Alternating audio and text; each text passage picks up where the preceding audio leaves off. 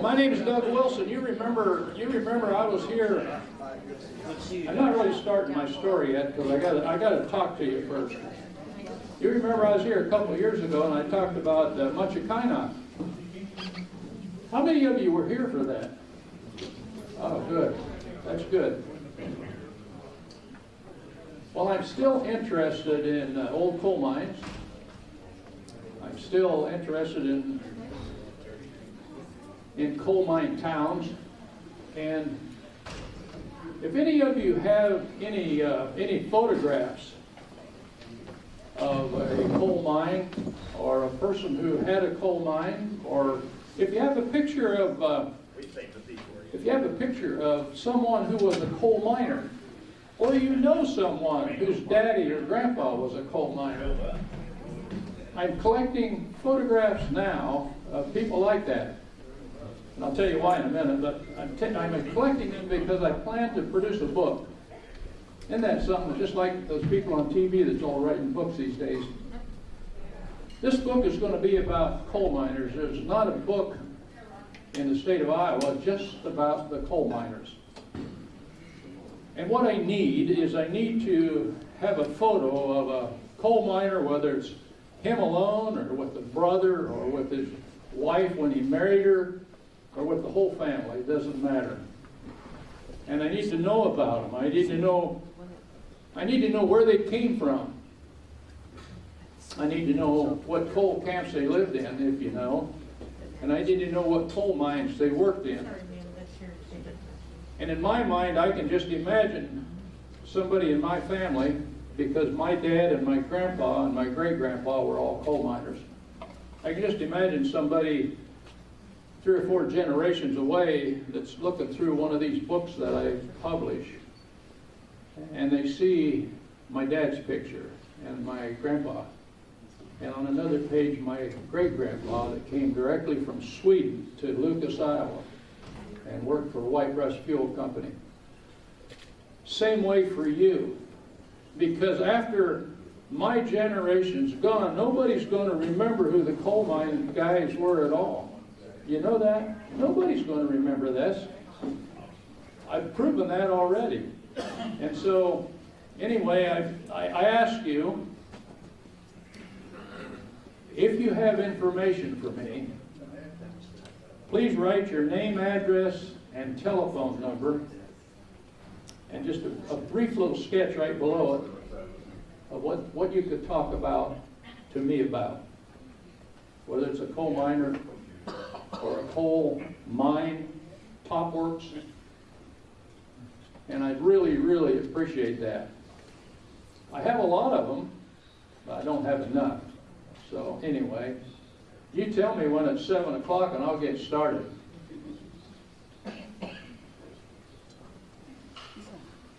How many of you been down to Buxton? Raise your hand. Ooh, lots of you. That's good. That's good. Don't forget, before you leave today or tonight, before you leave, I want you to look at all these pictures that I've given to this young lady to have here in this building. All about Buxton. And so, I'm going to get started now. Anybody have any questions or anything they want to say before I start? I do. You do? Yeah. Well, I'd like to thank you for coming again, Doug. We sure appreciate it. My pleasure. Yeah. My pleasure. Doug has spent, you probably couldn't even count the number of hours you've done studying the history of coal mining. He's gone to as far as even visiting every area possible where he's heard there's a coal mine so he can create maps. And these are maps that he's made. This is a lot of time and effort. And you can tell he has a passion about it, so I'm so glad you're here to share this with us. I'm glad I'm here. Good, thank you. I'm glad I'm here. I'll tell you what, I'm really glad. I had that Chinese virus that they call COVID, but it's really Chinese virus. I had that started this time last year, the first part of November, and I'm still struggling with some of that. and so it's been a tough year for me. This is the first program I've put on about coal mining since I've been sick, but I'm ready to go again.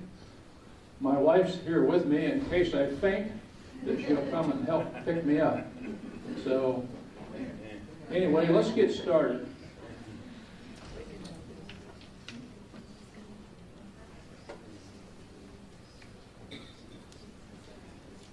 Laura, thank you for inviting me.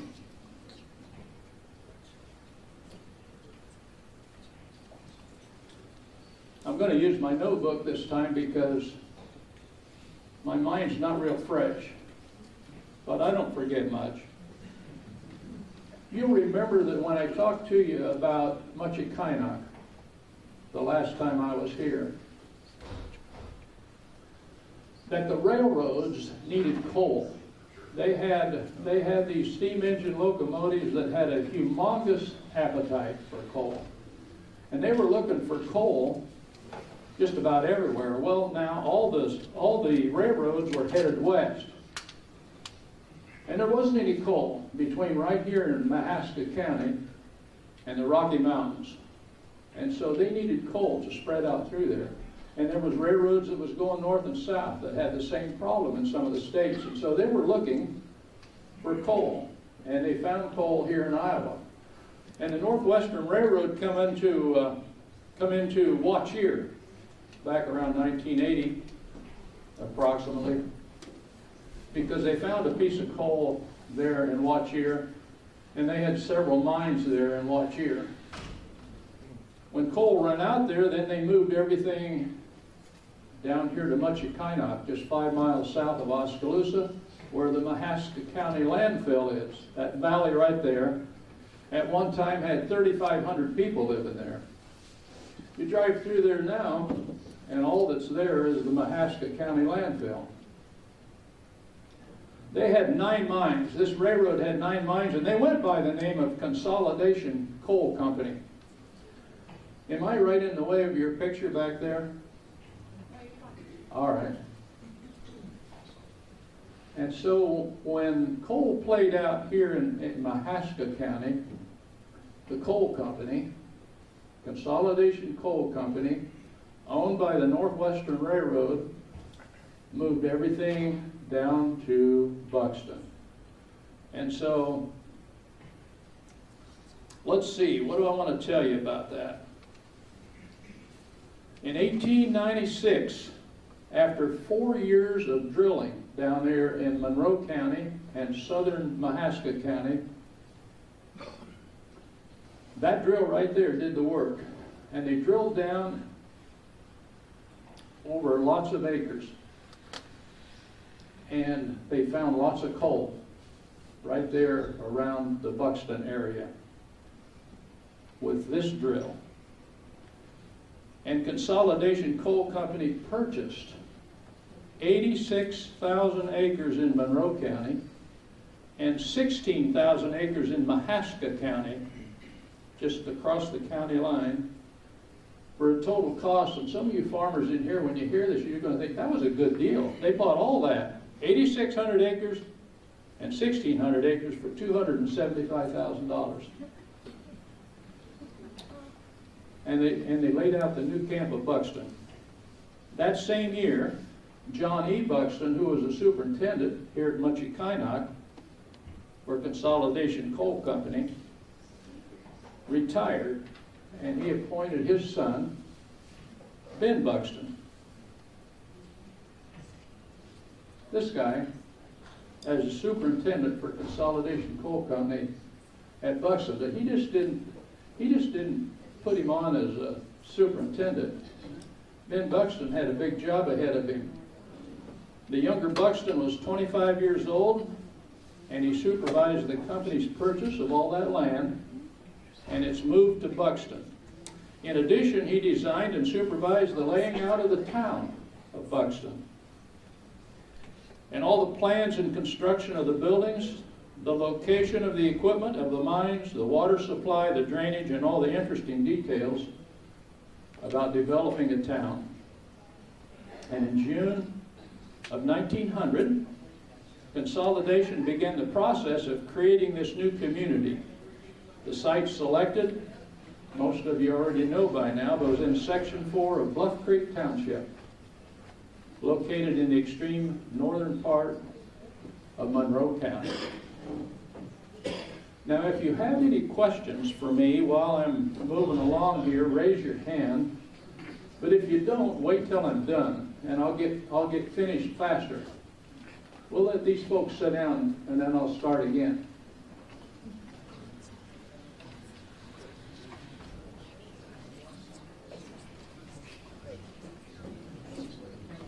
You're welcome.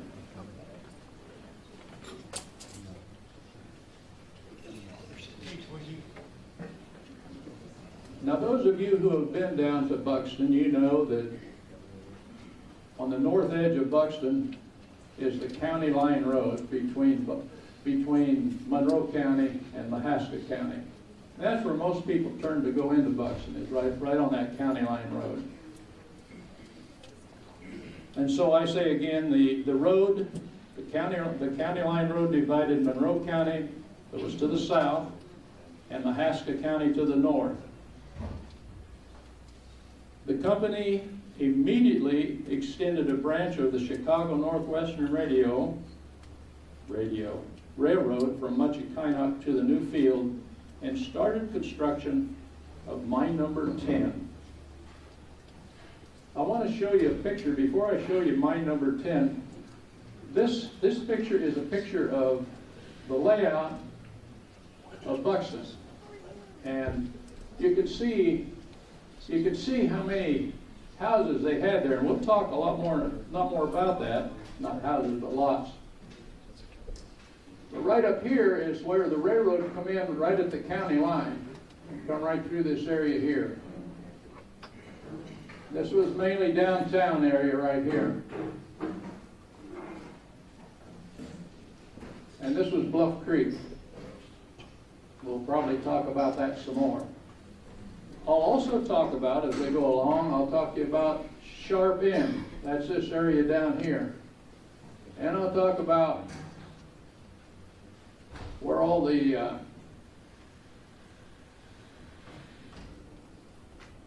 my mind went blank there. You ever had that? You have that? That's where what the heck? I'll think of that pretty soon. I lost it. Anyway, mine number 10 is right there. And mine number 10 was located about, I'd say, about 3 miles south of Buxton. Am I right in front of you guys?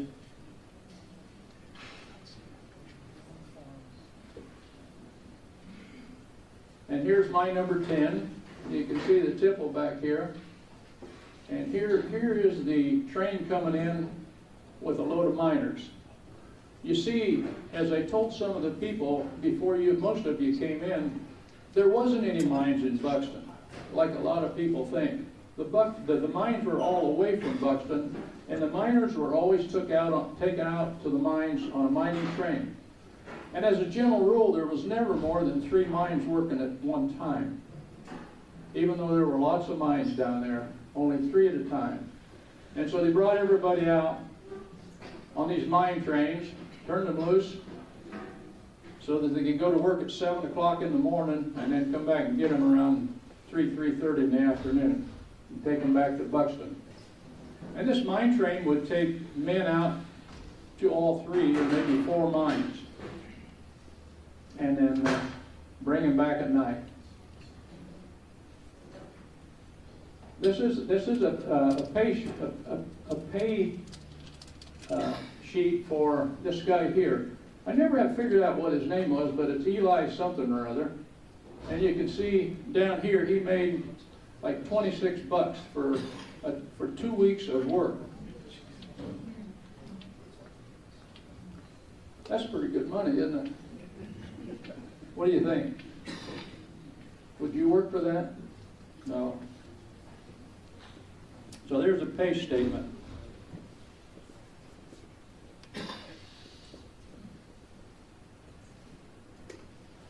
This is a map that I made. It's pretty neat, huh? This is Highway 163 coming down from Oskaloosa going to Eddyville. And this is where the railroad came across and crossed 163 right there. And that's right where when you're going south, that's right where you come about to Eddyville, and then it starts going up that hill. Right there, they built a bridge that went across the old road that went through there, and over the railroad, and over the ditch. There was two railroads over there at the time, and across the creek. So it was a long bridge. Anybody got a picture of that? I'd like to have a copy of that, because I've never been able to find one. Anyway, it went across there, right here, and went across the Des Moines River, went right up this way. This is the railroad to Buxton, and come right up here to, what's the name of that town where they had the coal wars plant? Anybody know? Truax? Yeah. Truax, right there. And then it went out of Truax across that road, west, and it split there. This one went down and picked up a few mines down this way. This one went up and picked up, this is the White City Corners there. Anybody know where the White City Corners is? Yeah. Well, then you can catch this with me. This was the White City Corners. The mine was up here, north, and the people lived here in White City. And that was White City was a coal town of about 300 houses. And so you can kind of figure out, if you figure 5 children to a house, you can figure out how many people was there at White City digging for Crescent Fuel Company number 5. And then that went through there and come down this way, and then it split again.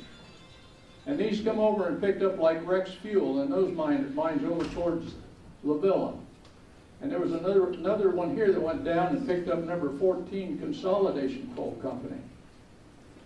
But this one is the one that comes down, and you can see there were several mines off of that and come down into Buxton. And you can see here also that this county line road has a few jiggles in it. See that? And so it isn't quite straight. Anyway, anyone have any questions so far? What I've covered? No hands.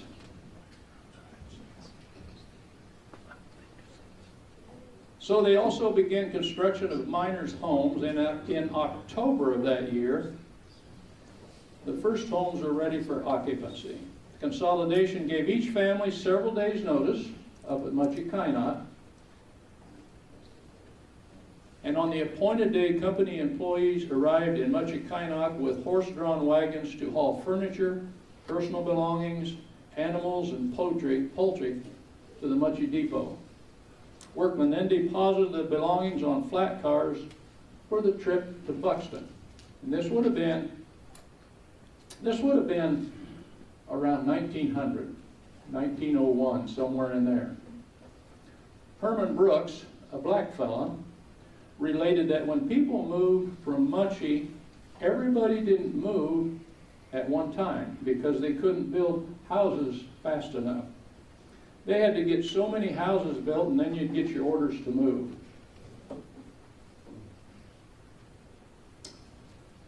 That's what Buxton looked like at one time. Can you see all right?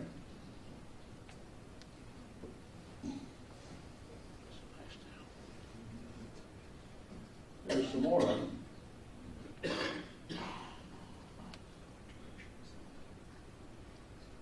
There's some more of them. I don't know if you noticed or not, but there's an outhouse right behind all those places. How many of you grew up with an outhouse out back? Come on now. Yeah. Sometime, let's see, all the company homes set on a quarter-acre lot, and most all the homes were built on wooden posts. No basements. Sometime later, all the homes were painted a steel gray.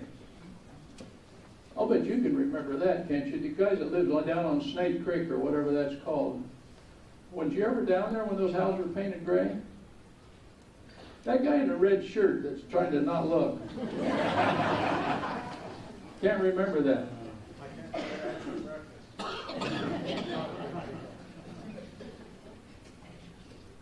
Miners paid $7 per month rent for a 5-room house and $8 for a 6-room house. And that was always taken out of their pay. You didn't get to walk over when you felt like it to pay your rent. They took it out of your pay. It's been estimated that there were somewhere around 1,000 company houses in Buxton. And because of the larger quarter-acre lots, each family had room for a large garden and several outbuildings. Each backyard contained an outhouse, a small coal shed, and a cistern. And there was also, there's another house down there. You can see that's really sitting on the sideland hill. See, it's touching the ground back here, but look up here. Yeah, on the side of a hill. There's another small house. I don't know how they even got in here. This is one of the streets in Buxton going up the hill to the water tower. You can see there's no gravel on that hill. Can you see that? It's all mud. One time, a guy told me a story. He's passed away now, but early on, I was asking this guy about the mud streets in Buxton. He said, you know, those black folks really like to dance. And whenever they had a big dance in town, the women would just take their shoes off at the house and walk down those muddy streets. Now this part was, they had a boardwalk up to the top of the hill here, but the rest of the camp, just all mud streets. And he said that these black women would walk down in that mud down there and then sit in the doorway down at the dance hall and clean their feet off and then put their dancing shoes on. And he said they love to dance. So that's one of those mud streets.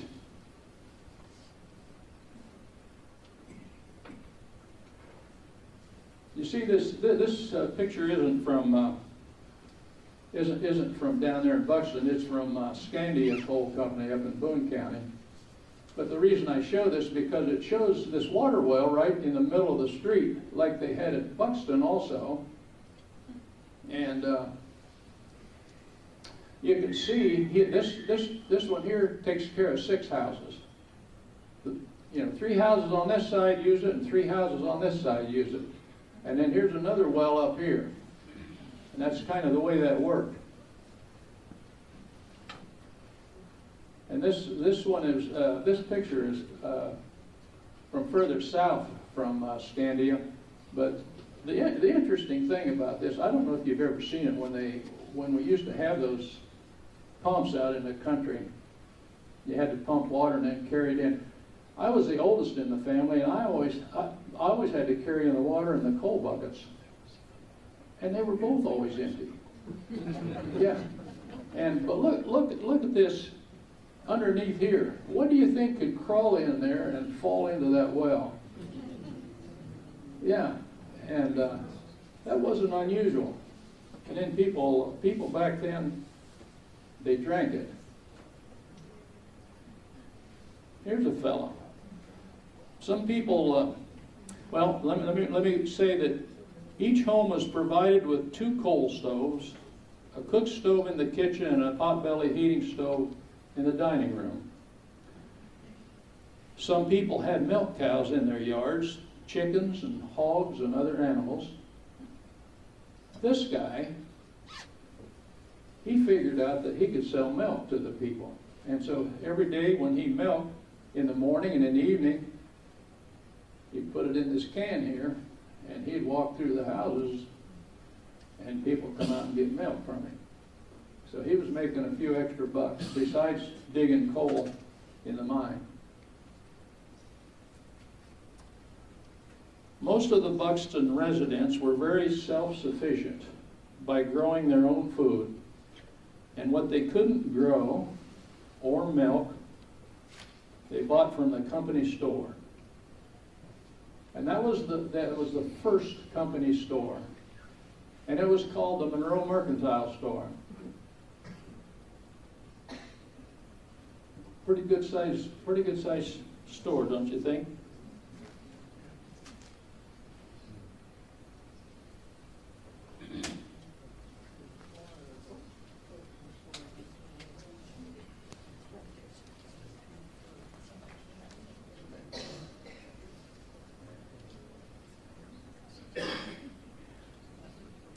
That was the first store. I said that to you already, though.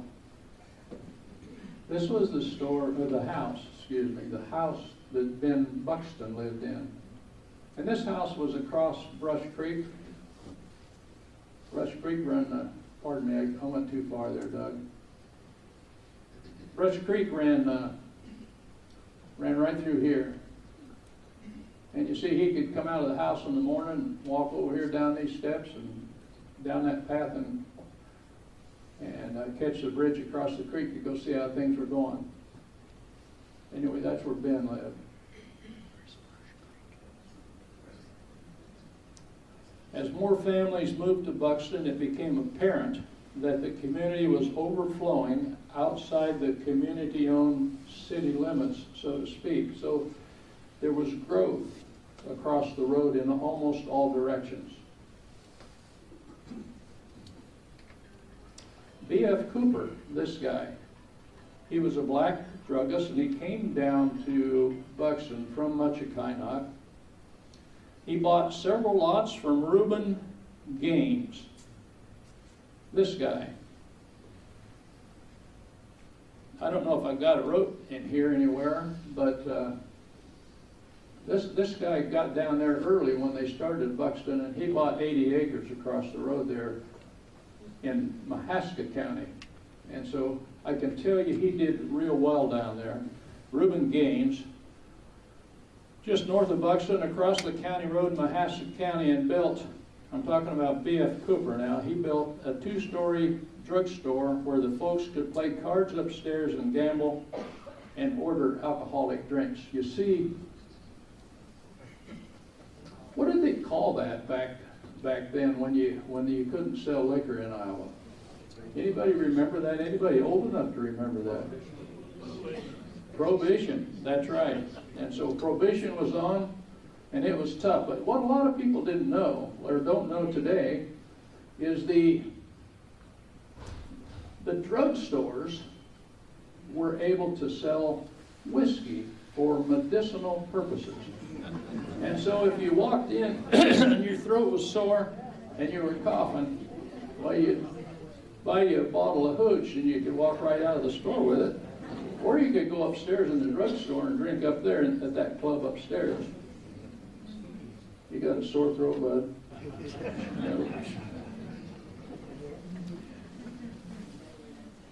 This is the County Line Road, standing down at the bottom, and right on the line between Coopertown and Buxton. And here's the railroad coming into town from the north, coming from White City, right through here into Buxton. And this was Cooper's drugstore, and up here, above here, was the club where you could go and have a snort.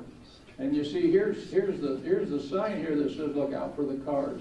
Anybody remember when that sign used to be around the railroads in the old days? Are you all that young? Wow. Anyway, that's the County Line Road. And this Mr. Cooper, he owned most all. Whoops!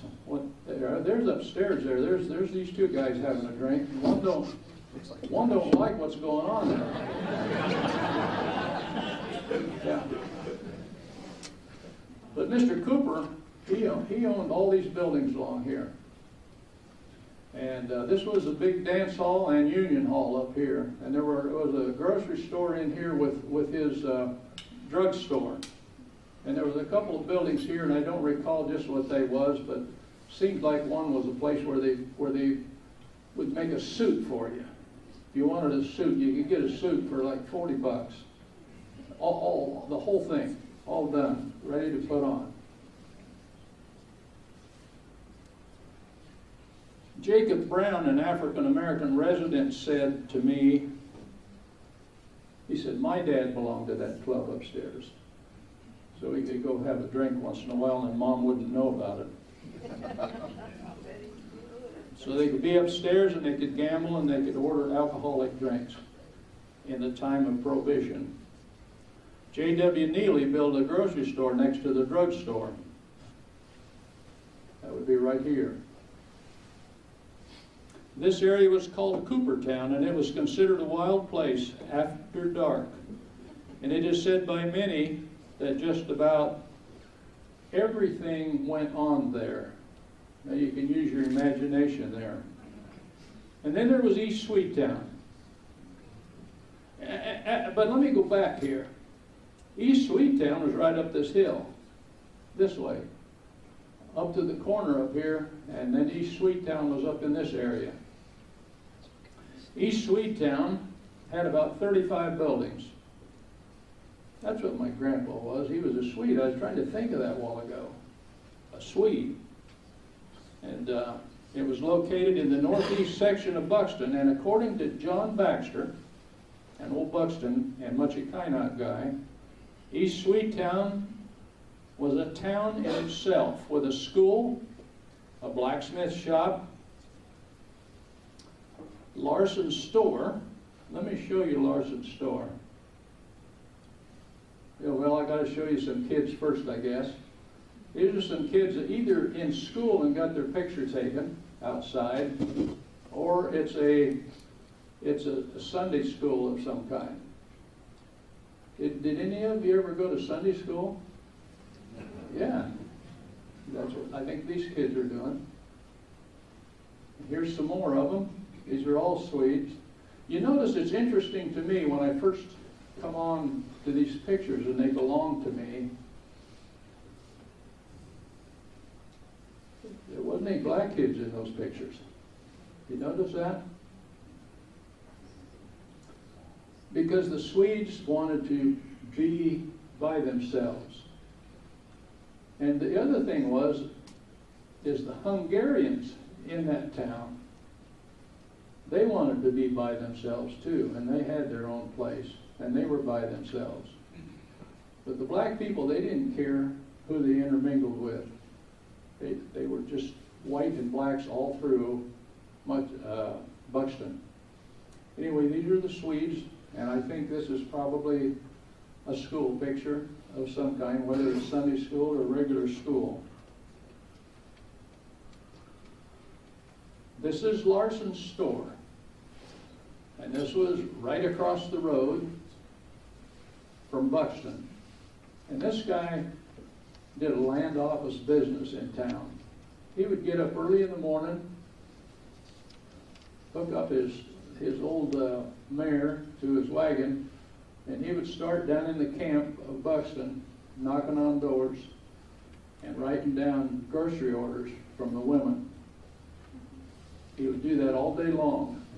And then the next day, he would deliver all those groceries to those people. This guy knew how to do it, and he really, really did well.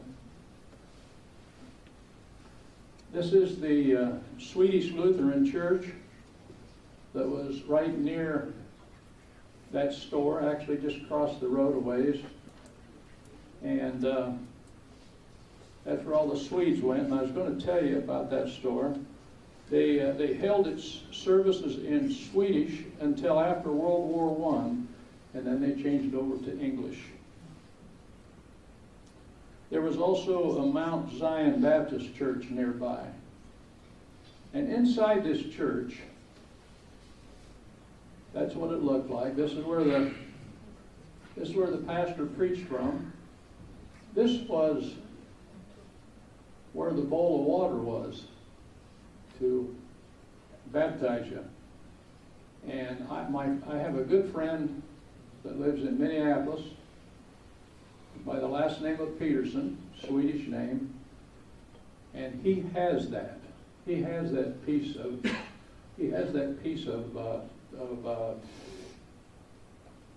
There, I've lost it again, but anyway, he has that baptismal. That's what I wanted to say.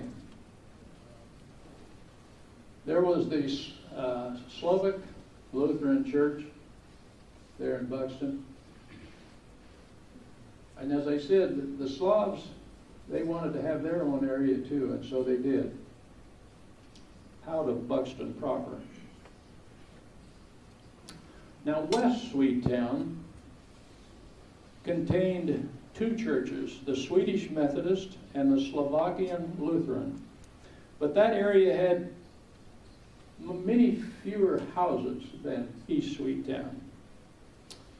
And it was said about the Slovakian Lutheran, it was said that the weddings there between those people would last for 3 days. And they would start on a Saturday, and they would go Sunday and Monday, 3 days, and they would dance and drink, and then drink and dance, and then dance and drink. And they would join hands and circle around the bride, and they would sing songs to her, mainly sad songs, until she cried, and then they would quit. Isn't that something? Other suburbs to one side or the other of Coopertown, remember Coopertown was in Mahaska County, was Gainesville, Haystown, and Wellstown. So there was 3 little towns in Mahaska County. And these little towns, mainly they had bought a lot of the houses that they had left up there in Munchakina, and they had brought them down there and fixed them up. And so, for example, in Gainesville, he had 20 or 30 houses that he fixed up and rented to miners. Same way with Haystown and Wellstown. And they also had, well, sure, they had drugstores. So they could sell whiskey. So there was lots of drugstores around the area. And there were those in those towns. Now, Buxton proper contained 2 distinct districts. One was known as Gobbler's Knob, and the other one was called Sharp End. Remember I told you about that Sharp End when I showed you the picture of the Buxton layout? And let me show you, I think I have a picture. Yeah, Gobbler's Knob was right there on top of that hill. And that's where, I don't know, people seem to want to live there. And they were thought to be a more fashionable part of town. More fashionable part of town. But it was just a small area. Gobbler's Knob. Now Sharp End was down in the southeast part of Buxton and had a substantial business district and was separated from Buxton's main business district by 12 blocks. So they was out there kind of by themselves to the southeast. And here's just some pictures I stuck in here just to show you some. This was the, whoops, go back, Doug.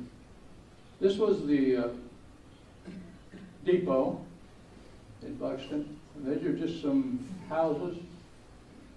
Here's the schoolhouse. Here's some more houses. Here's the big schoolhouse. Here's some people down at the grocery store downtown, the Monroe Mercantile Store. Here's some fellows that belong to some kind of a lodge that are out making people known, letting people know what they're doing, evidently. And here's some more pictures. Right across from the Monroe Mercantile Store, if you're ever down to Buxton, you folks that raised, you know where the store was. They tell you where the store is. That foundation, right across the street, kind of to the east, right across the street, there's a foundation, and that's the foundation of this hotel, the White House Hotel. And this is all that's there anymore, is this foundation, a square foundation. So when you go down there again, you can, when you see that foundation, you can know what was on top of it.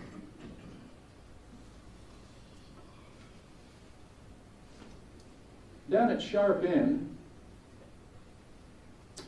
was Hartman's store, owned by Charlie Hartman. And this was mainly a shoe store and a clothing store and a jewelry store. And he did a land office business down there. And down at Sharp End, it's been said there was a lot of people that sold liquor and provided a place for people to gamble. Mike Onder, any of you ever knew Mike Onder? Raise your hand if you knew Mike Onder. There's somebody that knew him. Yeah. Mike Onder, before he died, I had the pleasure of visiting with him a couple different times. And he told me that somebody got killed there in Sharp End about every weekend. Now, can you imagine that? And that about every other house there sold chalk, which was a drink that kind of tasted like wine, but it had a much bigger kick than wine. And so they sold a lot of that. And Mike also said to me, they used to talk about a lot of trouble out at Sharp End. So evidently there was some problems there. Well, with Buxton's suburbs taking shape, the town's main business district was also under construction. Located in North Buxton on 1st Street, close to the Chicago and Northwestern Railroad tracks, the main business district contained the company store and about 20 other businesses. Now, you've all been there, or at least those of you who raised your hand, you've all been there to that area when you saw the company store foundation that was still there, right? So that area was buzzing with businesses down in there. And so, but they're not there anymore, are they? No, they're all gone. In 1901, the first company store burned down. Did you know that? There it goes. And to kind of show you where that's at, this is Ben Buxton's house over here, across the creek. This was the Monroe Mercantile Store, and right across the street from it, right over this way, was where that White House Hotel was. 1901, burned down. And it was replaced in 1911 and was known as the Monroe Mercantile Company. Most of their goods came from Chicago and St. Louis. The store carried shoes, shoe repair, clothing, hardware, furniture, groceries, cook stoves, sold ice and delivered it, and ice cream and photographs and records, and delivered groceries. They just had about everything there because they needed to have everything so the people that worked in the mines didn't have to get off the property to get what they needed. That was the whole idea, is keeping people there so they could go to work the next day. And this was replaced. Now, it burned in 1901 and it was replaced in 1911. And this was the store they replaced it with. Almost on the same foundation, not quite. And again, right across the street this way was the White House Hotel. This was the main street through town right here. When you get there where those foundations are and you walk out away from the foundation here, this is the main street right here. Which way is that going then? Well, Buxton's built kind of skewed, you know. And so this road is going sort of, when you go this direction on it, back towards the county line, you're going kind of going northwest. This road would be kind of going towards the northwest. Mostly north, but also a little to the west. Is that road still there then? Is that the Well, gravel road? it's got grass on it now. Yeah. Well, the gravel road that goes past Buxton's on the south side, I didn't get here quick enough.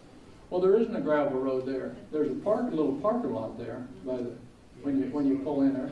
But the road you get off of to go in there, That's the county line road. yeah. So would some of that be on the north side of that road then, or that Was some of what? Buxton would have been on? Well, Buxton wasn't on the other side of the road, Okay. but there was, like Coopertown and Yeah. Gangstown and some of those places was on the other side Okay. in Mahaska County. Yeah, that's what Yeah, I'm thinking. Okay. yeah. Yeah, Good question, though. yeah. Well, let's see. You could buy just about anything at the company store. The store contained a complete, here's something that's interesting, that the store contained a complete undertaking department. They owned a hearse, a two-seat carriage with a folding top, and several carriages, and they were all for rent. And it was said that, this is interesting, Sam Welch, the undertaker and funeral director, had been with the company a number of years, and he fully understood his work. Well, you'd sure hope so, wouldn't you? If he was going to take a loved one down there.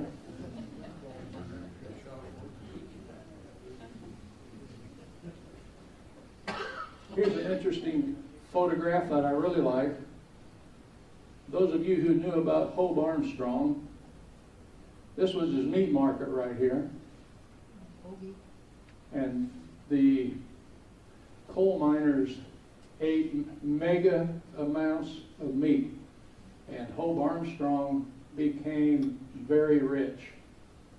And in fact, Hobe Armstrong was part black and part white. And he come up here. Nobody knows how he got here or why, but he came up to this county during the time of Muchikainak and married a white woman. They had 11 children, and he told all of his, he owned 17 or 18 farms in this county and in Monroe County. And he told his children, all 11 of them, you marry a white person and I'll give you a farm. This guy was before his time. He knew, he looked around and he saw, and he knew that the whiter you were in Iowa, the better off he was going to be. And so all of his kids married white people, every one of them. Anyway, here's the funeral procession, and here they come down the road in the rented carriage. An interesting thing that you can see here is these carriages pulled off to the side of the road to let them go by. And you say, well, that's not unusual. Well, it may not be because you live here in Iowa, but my wife and I lived in California. And when a funeral procession come by, it didn't make a bit of difference. It didn't make any difference. People kept going 80 miles an hour. But here these people were pulling over back in those days and letting the funeral procession go. How many of you have been to the cemetery down there in Buxton? Yeah, quite a few of you. How many of you have been to the black cemetery at Muchikainak? You. Yeah, a few of them over here. You got to go down there someday. John here will give you a private, he'll take you down there in his pickup and show you all around, won't you, John? Sure. Yeah. Anyway, there you go. One of the things they did down there at the company store is they had a photography department. But they also had this trip photography where it looked like you were going up in a balloon. And they took hundreds of pictures like that, and they're still around. The guys like me still gather them up and collect them. But this is one of them. I think I have, this is Jim and Rose Warren and Will Cousin in that fake balloon ride. By the way, back here is the depot, and the railroad tracks right here. And this is another one of the hotels right behind the depot. And these boys in a fake picture are the Carter brothers. And when I'm showing you these people, now these guys were all coal miners. And I'll tell you what, one of the things I notice about all these photographs of black folks is when they dressed up, they dressed up. Really, they did. And all the pictures you see of them, they're really dressed up folks. And these are four brothers that were coal miners, Carter brothers, Edward, Davis, Clinton, and Claiborne. Also, the company store had a large room where miners could go after they got home and washed up in their little round wash tubs that their wives had prepared for them. They'd put their good clothes on, and they'd go down to the company store where they could gather to trade, to smoke, to talk, and just generally be social. And here's some of the black guys down there at the store. I say black, I hope I'm not hurting anybody's feelings about that. I don't know any other way to say that, okay? They were the black folks. These guys are down there, and they're just having a good time, all dressed up. And here's some of the white guys down there. You see, this guy's got a bottle, and he's passing it around. And this guy looks like he's just about ready to reach it. And the other interesting thing about this is most of these guys are smoking cigars or pipes. And another thing that's interesting, you notice these guys are all dressed up here. All these guys are dressed up, but not this guy. He's got his bibs on, and he's also, his wife bought them, and she bought them too long. Any of you ever have your wife buy pants for you, and they're just way too long? Yeah, and you see, that's what he's got. He's got them really folded up there. Anyway, they had a place to go, and it was said that many wives, talking about these guys, many wives thought it better for them to pass time down at the company store than in the saloons just outside of town. Would any of you women agree with that or not? You don't. Anyway, that was kind of interesting to me.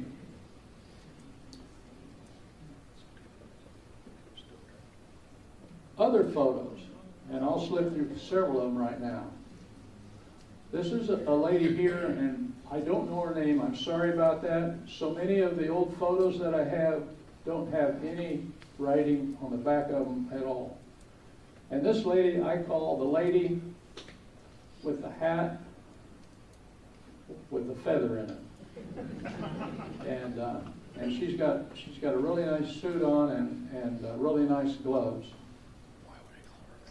And here's the family. She's got quite a hat on, doesn't she? And let's see, I think maybe I have written down who those people are. I'm sorry, I don't right now. And you see they got their dog. Their dog here is sitting on its hind legs. I got two pictures of that in here, and so I must have really liked that when I set this up. And here's another lady with the hat with the button shoes. And another lady, and I think this lady had the name Sissy scratched on the bottom part of that picture. By the way, these pictures are way over 100 years old now. Did you know that? Here's three fellows. I don't know who they were, but they had their picture taken. Probably friends, or they could have been brothers. And here's a lady that I do know who she is. And I used to call this lady the lady in the straw hat.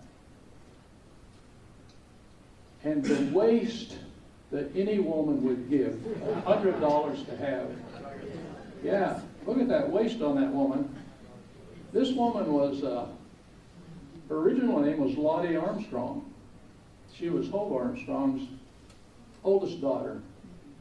And she married a white man there in the camp by the name of Baxter, who was in business there.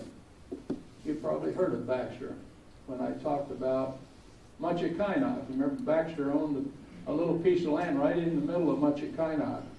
And this lady married him. And she was also the manager of the Buxton Bank, Lottie Baxter. There's a picture of a fella and his three boys. And I call this the lady in the black silk dress.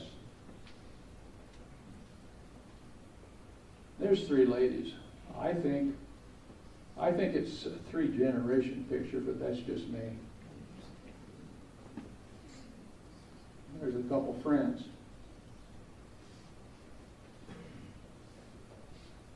There's a family with two little children.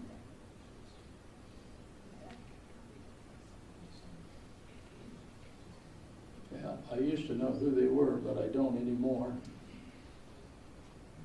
Here's a picture of the men and women who worked at the Monroe Mercantile Store. And I don't know if you can see it from where you're at, but all these guys have coats and ties on. And the women all have a white shirt with a tie on, and that's the way you dress there, and you didn't come to work unless you was dressed properly. So there was a lot of people worked at the company store. This fellow worked at the company store, and I got this photograph from his great-grandson. And this guy's name was Ethelbert Bruce, and he came up to Pershing, Iowa, after Buxton, from Missouri, and he worked in the company store at Buxton. And his great-grandson is still living in Pershing. Here's three ladies. This one's holding a doll. Here's the brand new company store on the day it opened up after the other one had burned down. And this was opening is in 1911. You can see all the folks down there. There isn't a tremendous amount of them because most of the guys are digging coal in one of the mines. So there's just some of them. And across the street, they're building the White House Hotel. And this is the foundation here that you see today. 70 or 80 people worked in that big store there every day. 70 to 80 people. This is a photo of the area up very near to Sweettown, way up in the northeast corner of Sweettown. Is direct across the street this way. Let me point that for you. Right across the street this way was Sweettown. And this is Charlie Armstrong's home. I know you don't know Charlie, but he was a son of Hobart Armstrong. And he lived there. Another picture, an older picture of Buxton, when the old store, when the old mercantile store was still there, and the YMCA, both buildings of the YMCA. Did you know that was The only YMCA west of the Mississippi River was in Buxton, Iowa. Originally, they were going to build it and already had the okay to do it at Mahaska. And then they'd only got the okay just before 1900, so they decided to wait and build it down there. YMCA. Remember that song, YMCA? Could you hum that for us, Ann? Maybe later? There's some more, just some general pictures. I put this one for Jim Heiser because he would understand what that is upside down like that.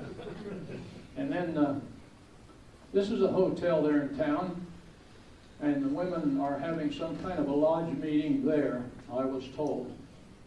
Some of the houses that was near, oh gosh, I used to know where that was near, and I was going to tell you there. But it was right near, this picture was taken from the water tower. And this isn't a lake, this is just a tear in the picture. And that's from the company store. And that's an upside down picture, Doug. And when you're driving out, back out to the County Line Road from Buxton, just before you get out on the County Line Road, this group of buildings was there on the west side of the road, or the northwest side of the road, however you want to say that. And you can see the road that was in front of there. And this was Thomas Drug Store. And Thomas Drug Store had a lot of drugstores throughout southern Iowa in a lot of the coal mine camps. Thomas Drug, there's a barber shop here. One of these two stores here was a grocery store. And then one of them here was also a store where they made suit clothes for you. So that was Thomas Drug. And there's Buxton Savings Bank. Buxton Savings Bank was located and attached to the north end of the Monroe Mercantile Store. And like I told you, Lottie Baxter was the manager there.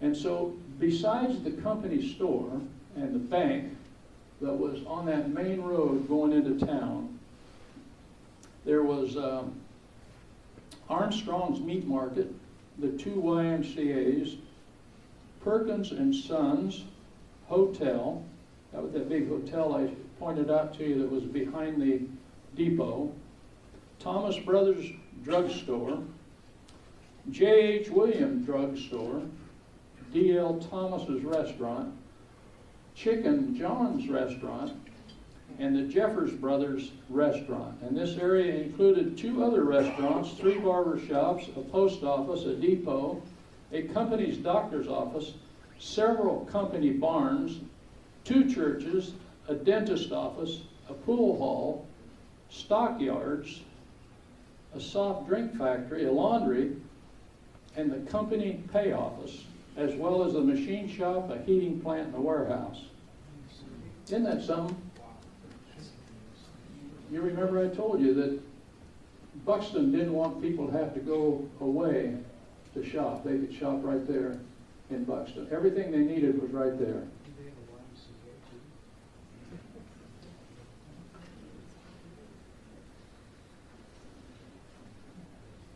There's one of those things you sign when you want to borrow some money.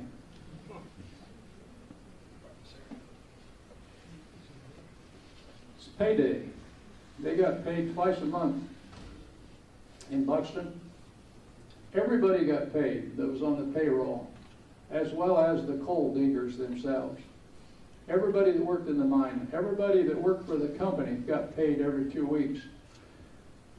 And this was the pay office. You look real close, there's been Buxton's house right across Rush Creek that runs right behind this building. And here's people going down there to get their money. Buxton always paid in gold and silver. So that when you went to get your pay, it come in a little small envelope about that tall, about that wide, had a flap on it with a little round thing that a piece of string went around it to hold it shut, and your coins were in there. Gold and silver. This is a guy inside the office. And you see, he's got a cigar going. That wouldn't do today, would it?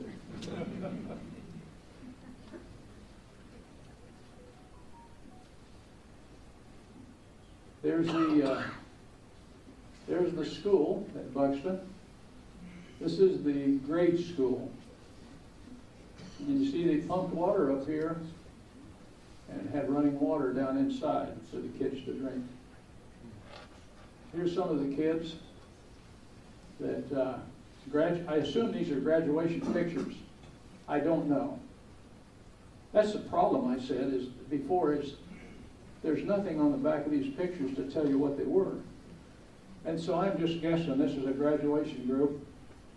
And these could be, just looking at them, it could be 8th grade graduation. And there's some children.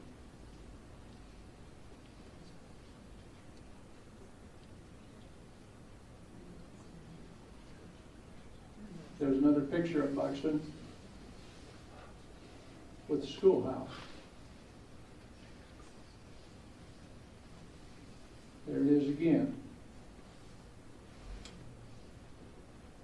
There's some kids that look like to me they could be graduating from high school. What do you think? And you notice in most of these pictures, there's blacks and whites. And the black people said they got a good education in Buxton. The teachers were good. The white people said the same thing. They got a good education there. There's a black church, and they're having some kind of what my mother would call a doings. A doings. And so you can see being outside, it must be a hot day. They built a thing here and put limbs that had leaves on them over the top. I know some of you probably did that sometime, maybe for cattle, maybe for people. And then they could get under there in the shade. There's some more kids.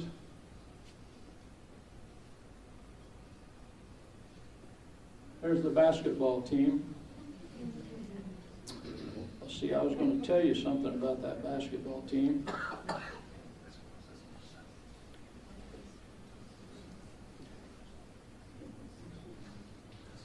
I guess I won't.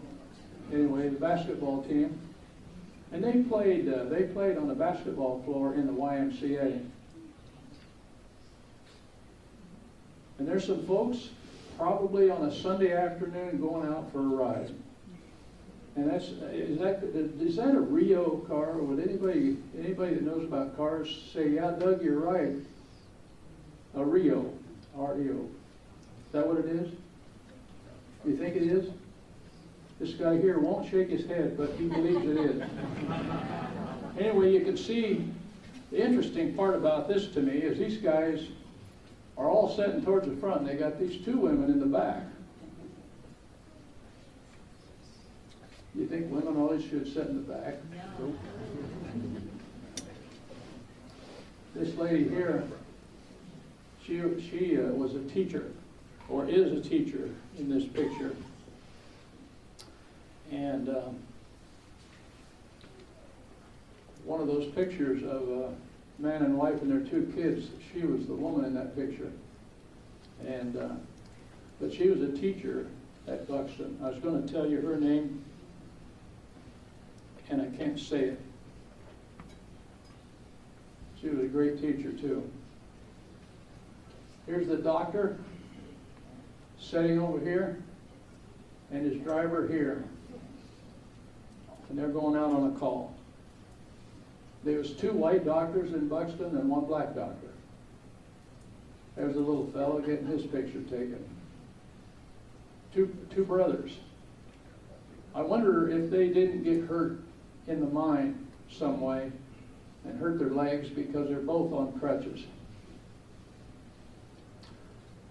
There's a peculiar house in Buxton because there just wasn't any other houses like that in Buxton. It's a nice, square, well-built house, and the thing about it is it even has some gingerbread around here. And so I would guess that this fella is probably somebody in Buxton, okay?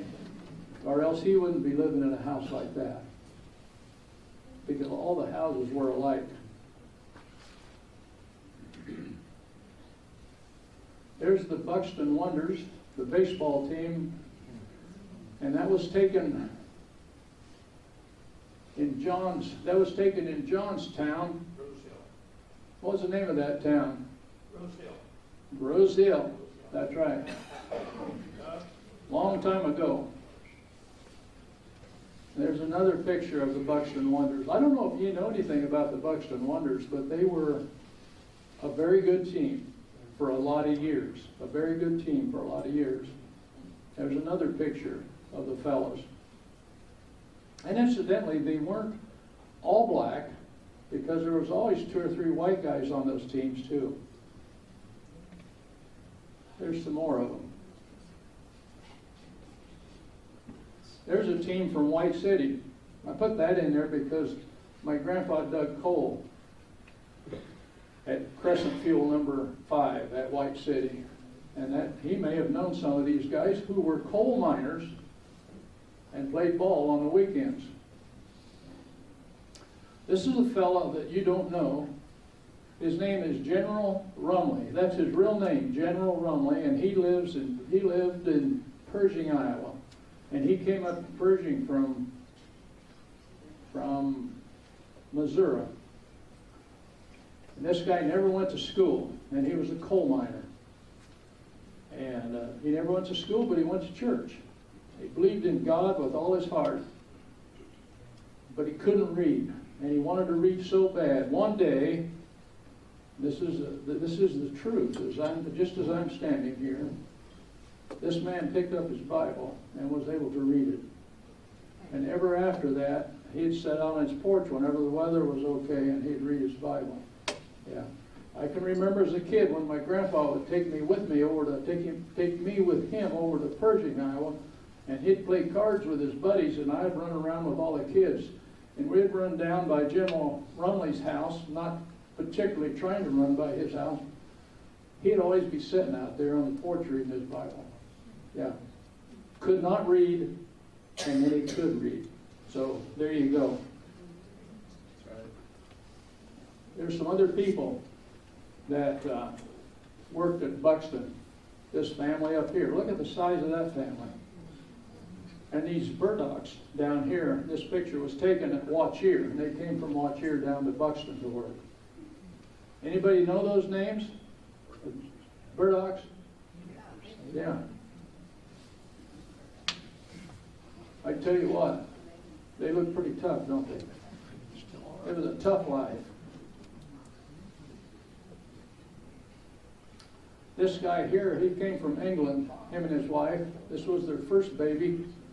He was a coal miner up at Wachier, and then he came to Buxton. I have another picture. I should put it in here with this group sometime of him and his wife and all their kids in later years. And I tell you what, that man and woman looked totally wore out. Yeah, totally wore out.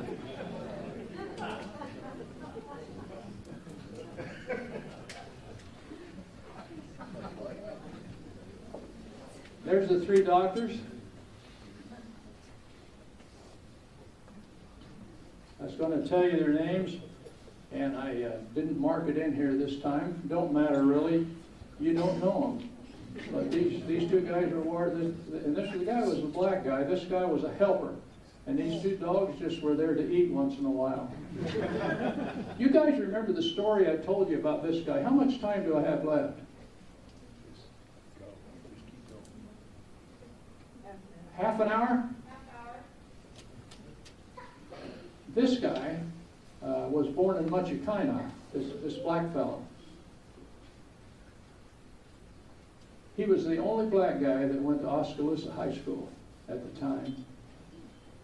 And he wanted to go to Iowa City to go to Iowa University and be a doctor.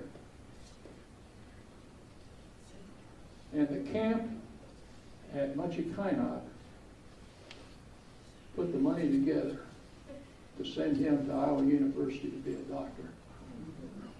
That guy there, and he come back and paid off by coming to Buxton to work. And after Buxton closed up, he moved to Detroit with his family and was a doctor there. Quite a story about him. It's a lot more story than what I'm telling you, but it's a great story. Yeah. His dad was a coal miner. There's a Buxton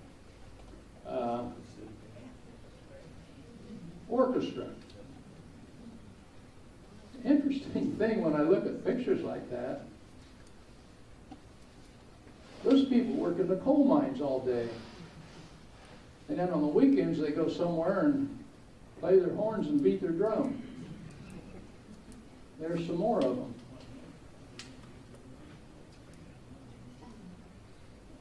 This guy just graduated from high school.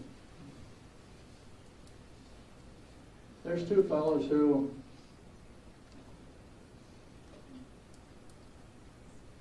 are Masonic Lodge members.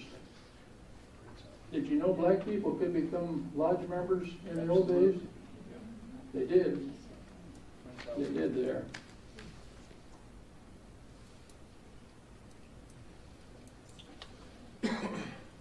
Those two guys' names on the left is Jonathan Roach, and on the right is Andrew McDowell.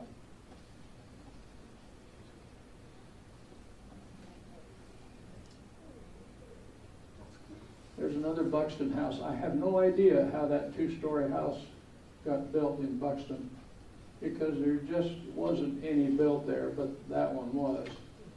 And that's the family out in front of it. There's some more ladies at a get-together at the church. And for the most part, they're all wearing white, so it must be something where you wear white clothing. Another lady from Buxton. I don't know her name. There's that same church and another picture.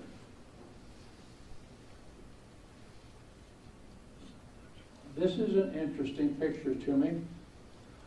This is John and Charlotte Kaplan. He was a coal miner. He married this girl at Cricket, Iowa coal camp. Cricket was just north of Buxton on the next mile. A little coal mine town called Cricket. Anybody know where that is? Some of you do.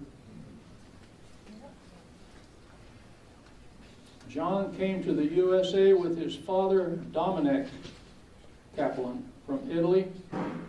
And when John was 14, he and his dad would work together in the mines of Consolidation Coal Company. Yeah. They started the boys early in those days. A lot of times kids went to work in the mines when they was 8 years old. There wasn't any rules in those days about how old you had to be to work in the mine. The daddies would take them in there. The interesting thing, and some of you people who are, I won't say that, but in the big mines, if you had somebody in your mine room helping you dig coal, whether they was 8 years old or 29 years old, every time they were delivering empty cars to the rooms, every other time you would get a car and a half because you had somebody in your room helping you. And that's the way that worked. So if ever you could have somebody in your room with you, you got a car more often. And so that way, if you had enough coal in your room to put extra coal in those little coal cars, and you could put an extra coal car out every day, just one extra. Maybe you just put 4 cars out a day. You get somebody to help you in there, and you get an extra empty coal car, and you put out 5, maybe 6 extra cars, more money. That's why they brought their kids in there. Teach them how to dig coal and to make sure they got that extra car every now and then. Kaplan's.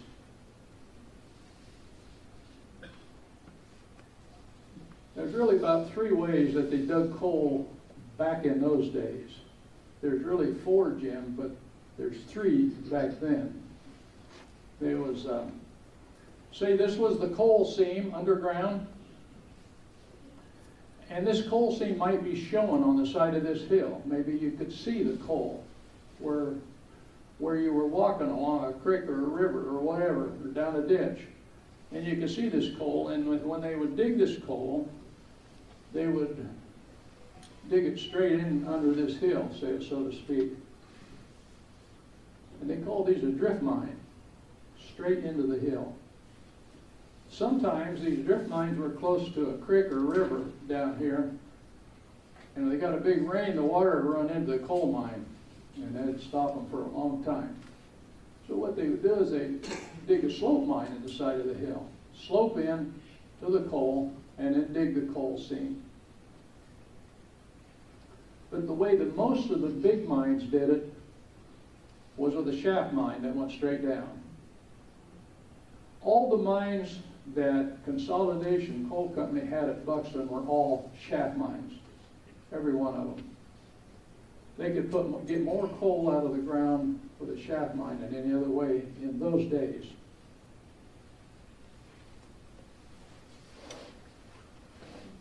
This is Consolidation Coal Company Mine 13. You remember when I was showing you the railroad coming from over by Eddyville, and it come across there, and then it split when it went past, what the heck was the name of that town where they had the big coal washing plant? Pardon? Truax. When that split, when the bottom split went down, whoa, Doug, don't do it like that.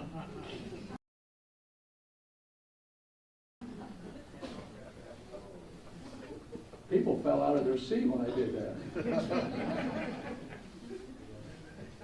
When that split in the railroad went the low way, mine 13 was on that. So was mine number 12.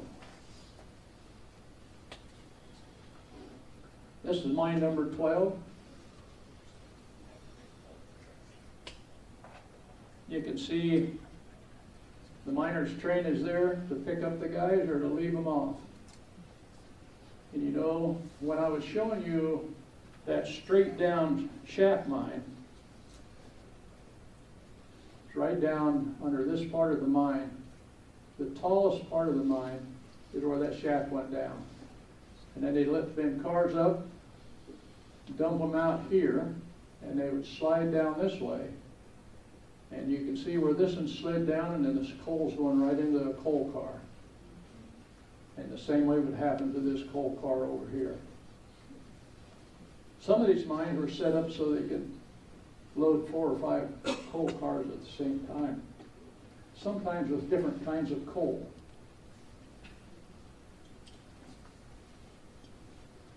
This is mine number 14, back here in the back. This is mine number 14. This was located north of Buxton in Mahaska County. It was the only Consolidation Coal Company in that part of the world that was in Mahaska County. The rest of them were in Monroe County. But you can see, whoops, back Doug, you can see there were several houses down here. And there was a lot of people that needed to live right near the mine because they needed to be there every day in the morning and in the evening. And they had to tend to the steam engine and all that stuff, and so they had to be there. So many times they had houses for those people, so they didn't have to go far to go home or go to work. This is the same mine number 14. Any of you know where that mine is? I'll show you sometime. You want to ride with me?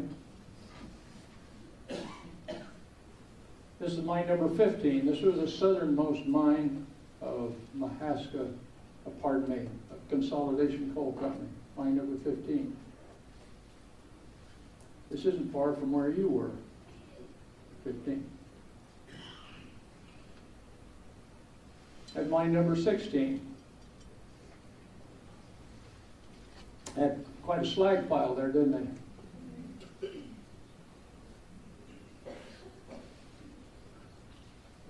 Standing just off the country road and looking back towards where that mine was, this is where the trackage went into that mine number 16 that we just looked at. Right there. Mine number 17, that was on the same trackage, on the same spur that come up to 16, about right in between 16 and Buxton was this number 17 mine. You can see Consolidation Coal Company top works. All of them look the same. They all look like that. And they all had this little cupola on top with the point on it, on the roof. And that's where the two big sheaves sat underneath of there.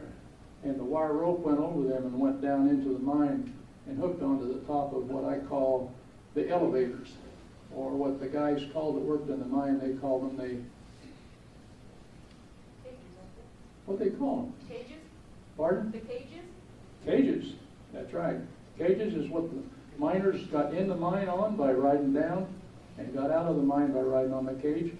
The cage was the same thing that when they drove the little cars on there, left the coal out of the mine on the cage, that will come up and dump the cars on top.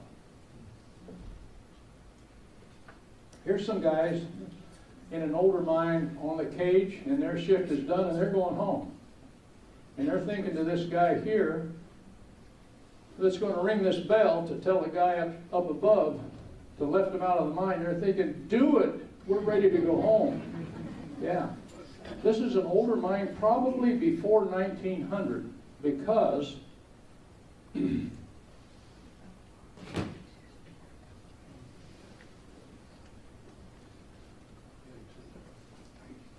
is what they used for light in the mine before 1900.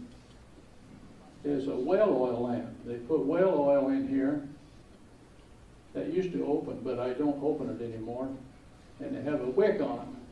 The bad part about these is you can see the fire coming out of that one on top.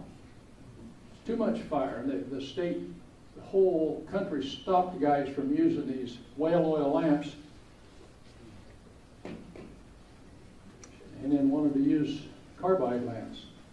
They were more safe. By the way, while I'm talking about that, I want to send out some coal. This coal, doesn't it look shinier than this one? I want you to figure out what's the difference in the two. This one and this one. Nope, that ain't it. That's right. And the other one is the kind of coal that we dug here in Iowa. You could just pass that around. Be sure I get that back, because my wife says, don't leave nothing there.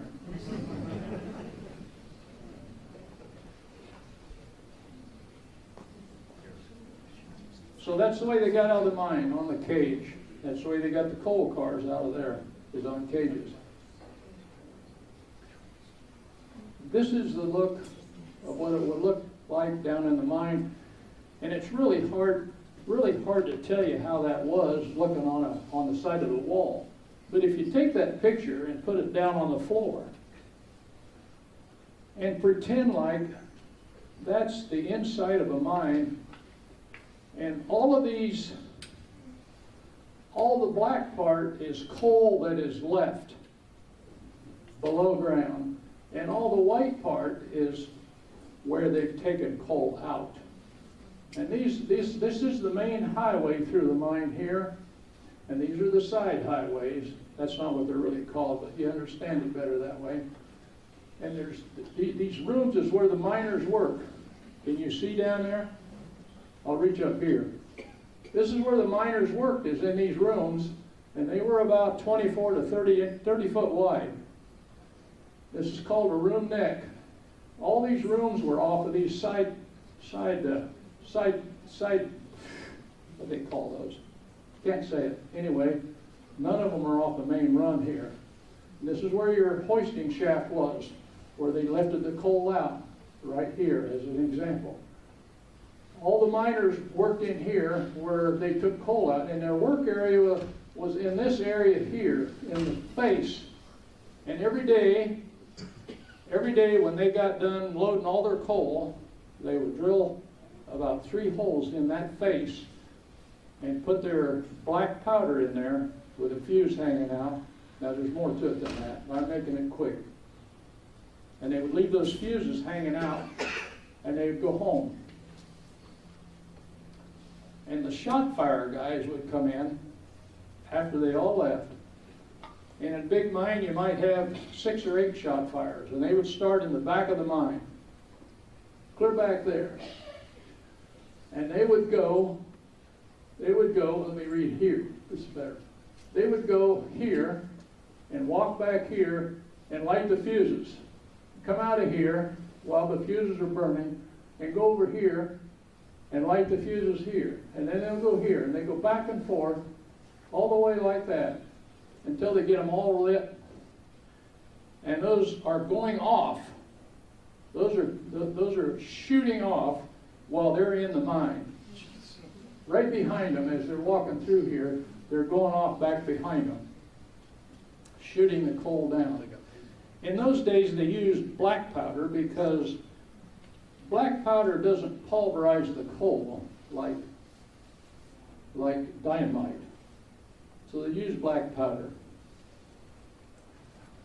And they had a gizmo that they put that went into the floor of the mine and to the ceiling of the mine, and then they used that thing to drill a hole into the wall of the coal.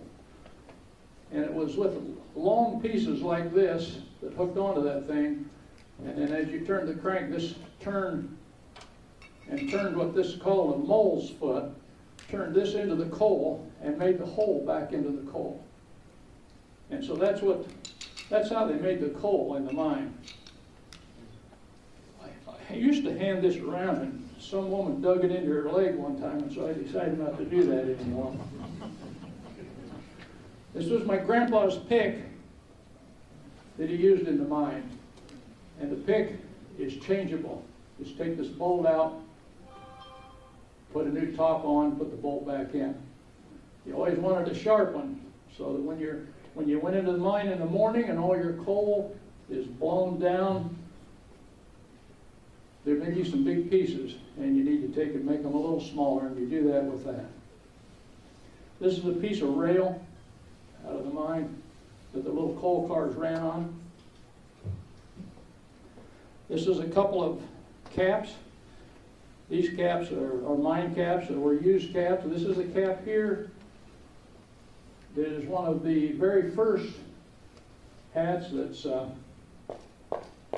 that helps you to keep your head from being bumped too bad, because these cloth caps wouldn't do that. And these here are containers that they put their carbide in. You carried it in their coat pocket, or they set it down in the mine somewhere where they was working. This is carbide. I'm going to pass this around. Please don't drop it because it's glass, okay? And I won't say it won't explode. It won't explode. But don't drop it anyway. Don't take the lid off because it can make you sick. When a miner in his room loaded the coal out, and he had his little cart full of coal, his little car full of coal, then every miner who worked in the mine was assigned a number. Say your number was 22, or hey, how about it being 35? Every miner had a number, a different number. And when you got your coal car loaded, you took this mine off, this was called a check. And it has a hole in it, and there would be a bent nail on the front of that car, generally on the inside, that you would hang that on. And when your car got pulled out of the room by a mule and pulled back to the front of the mine and was lifted out on the cage and dumped, the coal was weighed. And they took this off the coal car, wrote how many pounds was on there, how many pounds of coal on a piece of paper. They'd take the two of those and they would put it on a big sheet here that had a lot of nails with these numbers on it. And they'd take this number with a piece of paper of the weight and put it on there. And every time your car come up with one of these on it, they'd write down the weight and put it on your nail. And that's how you got paid. Everybody else in the mine got paid probably by the day or by the week. The coal miners didn't. They got paid by the ton. If you didn't dig any coal and get it loaded, you didn't make any money. A lot of people don't know that. You didn't load any coal, you didn't make any money. This is my dad's dinner pail. Some of you have seen dinner pails. This one had a place in the bottom for water. And not just water to drink. There's a little 1/8-inch hole right here. Would be at about the top of the water line. And when your carbide lamp went out, they usually lasted about a couple hours. But when your carbide lamp would go out, you needed to redo it. And so you had to take this bottom off, dump out the old carbide, put new carbide in, and then you spit in this thing. The moisture on that carbide would cause a gas to come off of it. You screw this back on, it's already making gas that's coming out of here. But what you do is you want to fill this full of water. That's what this little hole's for. Fill it full of water. Then you don't have to go hunting for water. You got it right there with you. Once you get this filled,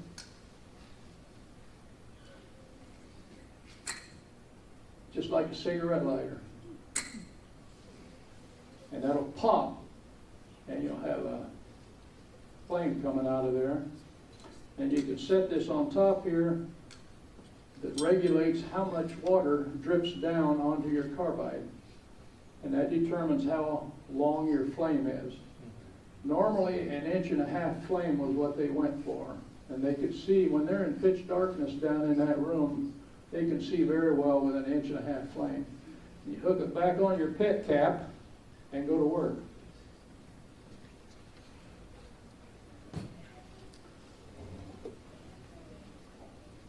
The top part of this was for your sandwich or your piece of pie or a cookie for the miner to eat in the mine during the day. Sometimes they didn't have nothing in there because they couldn't afford anything. Or maybe they'd have a few crackers. That fit on there, and this fit on there. That was their dinner bucket. I've got 3 different styles over here. You're welcome to look at that when I'm finished, and I'm just about finished because she's probably waving her arms. And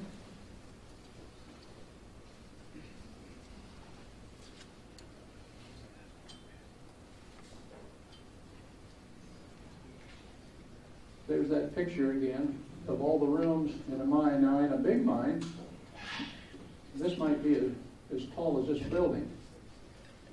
Those rooms might go on up, as tall as this building is, in a big mine, in all directions. This just kind of shows you how you can kind of tell people what it's like.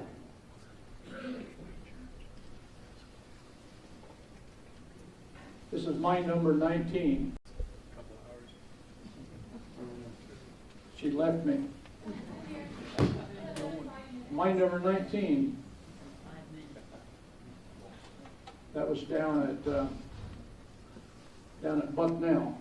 When they closed Buxton, they went on down to Bucknell, Haydock, Console. They had number 18 mine and number 19 mine. It's number 19. There's some men in a room working, 2 men to a room. When I said face of coal, this is the face right here. That's where they're drilling and shooting that down every day, and that mine and that room keeps moving every day as they take the coal out of it. And when you put these props up to hold the ceiling up so it don't fall on you, they put this wedge in there and hammer that in there tight so that it'll hold that ceiling up so it don't fall on you. More people got killed in the mines in the old days from the roof falling on them than anything else. The next group of people that got hurt a lot was the mule drivers, hauling those loads of coal back to the front of the mine. And you'll have to come and listen to me again to know more about that. Here's a guy in a mine up by Boone. Shot down the coal last night. He's in there working it up so it's small enough so he can pick it up and put it in the coal car. What happened to those coal miners in the old days where they got hurt when the top fell on them is when that coal would be shot down at night and they go back to their rooms in the morning, and the concussion of the shot knocking their coal down would knock some of those posts down that were holding the ceiling up. And instead of putting those posts right back up, they would look down and see all that coal laying there, and they'd get their shovel and they'd start shoveling into the car. And the top would fall on them. And so it was always well to keep your room safe so it didn't fall on you. Here's a guy working up coal in his room. Here's some guys loading coal. And they call this chunk in the car, they shovel all this small stuff in, and they put these big chunks around the edges, and then they'd shovel on some more small stuff. Try to get as much stuff on their car as they could. Here's a guy drilling a hole for his shot. Here's a guy that was a shot fire. Here's the thing about those whale oil lamps. Look at the fire that's coming out of this thing. There's another one he's holding. That's what he's lighting the fuse with. A lot of fire. Here's a timberman. He's in charge of keeping everything so it don't fall in on the main haulage way. Because if it falls in on the main haulage way, you're stopped. Everything is stopped. You can't get coal out of the mine then, because you can't haul it because it may have fell in back there somewhere. Now here's when they bring those loaded coal cars to the front of the mine, and most all these big mines have 2 elevators that work together. When one's up, one's down, and they do this all day long, just like that. They push this one on here, loaded car. He reaches over and rings the bell. The guy above, the engineer, he lifts that up. And as he's lifting that load up, there's an empty one coming down over on this side. And when it gets to the bottom here, they push it out the backside into an open area where it goes.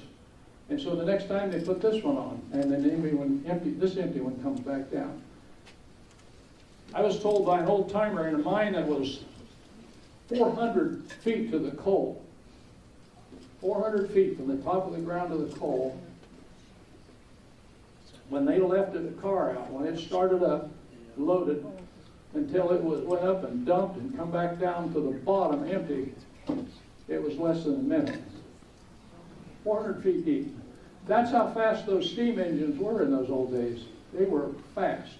And so you didn't want to be on them at times. You wanted to just when they was lifting coal in and out. Here's some mule drivers. They got their buckets ready. They're going in the mine this morning. This guy over here, I met his daughter down in Albia. And he worked in the mine for a long time as a mule driver. I was going to tell you his name, and I don't remember that either. I don't know why there's two guys here. This guy back here in the back looks like the guy that's bringing that load up with his mule, and this guy just jumped in for the picture, I think. When the coal is dumped up on top, it's weighed, and then it slides down across this screen, and all the dirt and stuff falls through the screen, and it falls onto this area here. In later years, they had a moving like a belt, a moving belt on there that moved the coal that way, and then it dropped it off and went into the coal cars down below. These guys that are here are called pickers. And they worked up on top there, and they threw out all the dirt and the rock and the impurity coal. They would throw that out. And so those guys were called pickers. This is the guy that was one of the most important guys on a coal mine job. He's the guy that lifted the coal out. And he was called the engineer. And you can see this is one of the big wheels that the wire rope is around. Goes out this way. He can't see anything that's happening. All he does is he goes by this. And when this is up here, he's got one car at the top being dumped. And when it's here, it's back down to the bottom. And so that's what he looks at all the time. This is the bell that goes off up here when it tells him to move it. He's the only guy that's allowed in that building beside the guy that just helps him with greasing and stuff like that. Nobody's allowed in there during the day while he's working. He can't be bothered in any way. There's another one that's a smaller idea. Works just the same though, but you can see the two drums that have the wire rope on it that hooks onto the top of the cages. And there's a thing I draw there just to kind of show how that all works. And here's the mine up on top of the ground. The big coal cars that the train brings in being loaded, and how this cage is down and this cage is up. It's the way it works all day long, just like that. And you can get a lot of coal out of the ground that way. Here's a mule driver. You can see he's got his carbide in this can, so he won't have to be hunting carbide in it during the day if his light goes out. He's got his bucket here, pit cap and his lamp. He's got a whip around his neck in case his mule needs whipped a little bit, and he's ready to go. Are you done with me? Unless you want to take a question. Oh yeah, I was going to. You ready? Yeah. Okay, I'm going to stop there. Anybody that has questions, I'll try to answer them. I don't know everything, but I know some things. Would somebody raise their hand back here? You? Do you know what the population was at the peak of Buxton and its suburbs? Say that again. What was the population at its peak? Buxton? Buxton Buxton population at its peak was somewhere around 6,000. Nobody really knows exactly, okay? But what we did to kind of help figure that out is if there's 1,000 houses and the average family was 5 people, it's pretty easy to figure that out. So that's what we kind of come up with. Yes? Do you know what W.A. Wells was? Excuse me? Do you know what W.A. Wells Company. I do know that, but I can't tell you just this minute, okay? I can't. Sorry. But I do know. Yes? No, I want to take advantage of your catalogs. Let me walk over here so I can hear you, because I turned 80 years old this summer, and I don't hear very good. You know what I'm talking about, buddy? I want to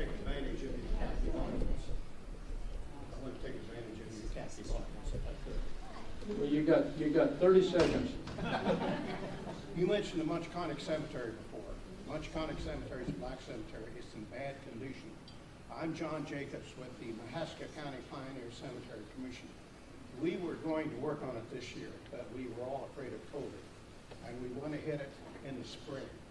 So if anybody would want to help us clean up Munchconic Cemetery, I'm in the phone book after Rose Hill. Call me, John Jacobs. We appreciate your help. I know John has helped us, and Janet has helped us, but we can use all the help we can get. Thank you. Anybody else got any questions? Yes. Are there any structures left standing in Buxton? Yes, there is. There's 2 houses. 2. When you turn off of the County Line Road and go into Buxton, and you go in there, I would say 40 yards. If you look up to your left, uphill, you'll see an old house that's starting to cave in up there. That's one that's left, okay? And then if you go back out to the county line and go on up the hill east and turn right on the first road you come to, there's a Buxton house there that they've totally reconditioned that's still there. So you can see that real easily. Yes? That's your house. Well, I've seen you there before then. Yeah, I waved at you, yes. There's also a Buxton house at the Nelson Pioneer Farm. That's one of the 15 structures that we interpret over for the Historical Society. Yes, but it's not out there. Correct. Yeah.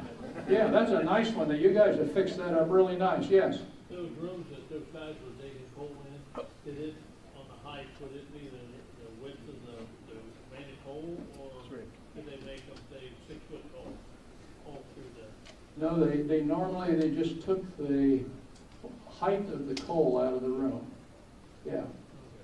Because most of the coal in Buxton was 5 to 7 foot high. And so most of those rooms you could stand up in. Most of you could. So there was good coal in all of that area. And what a lot of people don't know about coal in Iowa, interesting thing, in Illinois, the coal over there just pretty well runs continuous, especially in the southern part of Illinois, and it runs pretty level. In Iowa, our coal isn't continuous, it runs in basins. That doesn't mean there isn't coal about everywhere, but the diggable coal is in basins where it's thicker, okay? Some of the basins are 5-6 acres of coal that's diggable coal, and other basins are 300 acres of coal in Iowa. And that's why they drill down with that drill I showed you when I first started. They drill down to see how big that basin is and how thick the coal is and how good the coal is. Yeah. That answer your question?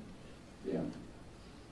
Did they ever have to check for the carbon monoxide or anything, like check for gas down in the mines? Good question. Interesting about, she asked about poisonous gases in the mines. In Iowa, as a general rule, I hope I'm saying this right, in Iowa the biggest problem was getting no oxygen. That was the biggest problem. You know, they show these people carrying, in pictures showing them carrying this canary into the mine. They didn't do any of that in Iowa. Now, not that anybody ever told me about anyway. They had a lot of bad gas over in all the states, all the way to New York. Same way in the West, in the Rocky Mountains in Utah and all of that. They all had, what kind of gas was that? Methane, yeah. But in Iowa, there wasn't much gas. And so, but we had to go operate by the same rules as everybody else. Isn't that right? Yeah. Any other questions? Yes. How many casualties were probably in the mine during the time Buxton? Tell me that How many question. casualties of thousands happened in the mine? I have that information, but I don't bring that with me. I don't bring that with me, but I can get that for you. I was thinking right off the top of my head, that since 1880, when they started keeping track, until I think 1945, there was somewhere near 1,500 people killed in the Iowa mines. Now, that doesn't take into, that doesn't figure on the people that were maimed and broken and all of that. And a lot of people that aren't in that number died a month later or a year later from the wounds they got down in the mine. Yeah, so they don't take that into effect. Yeah, anybody else? Come on, hurry up. I've got to get my wife home. She's got washing and ironing and sewing to do. What was the span from beginning to the end of Buxton? Well, Buxton started, if you'll remember, I talked about that a little bit. Buxton started around 1900. They started building the railroad down there just before that, and they put up mine number 10 was working by 1900, but there wasn't any houses down there, and everybody got hauled back up to Mahaska, where they lived. And then about 1918, they started moving everything down to Console, Haydock, and Bucknell. Yeah. And then that was all done by around 1925, 27, right in there. Yeah, yes. Did they ever pull any coal out of 20? Or was it just ready to go? Say that loud so I can hear it. Number 20, mine, Yeah. did they take any coal out of there, or was it just ready to go? You know, that's a good question, because that's been answered both ways. Number 20 mine that was down, the next one down from number 19, down at Haydock, way down in Monroe County, about 15 miles southwest of Lavilla. No, they didn't. That's the best answer I can give you. No, they didn't ever take any coal. But the interesting thing about where they were going to put 20 down is number 19 had run their main entry right under that. So their entry was already down there. Had they dug the hole, they would have fell right into that entry down there. So they were ready to go again in that number 20 mine, but they didn't. The wash house was 19, is still standing. Yeah, I have lots of pictures of that wash house. I sure do. Anybody else? Okay, thank you very much. Appreciate it.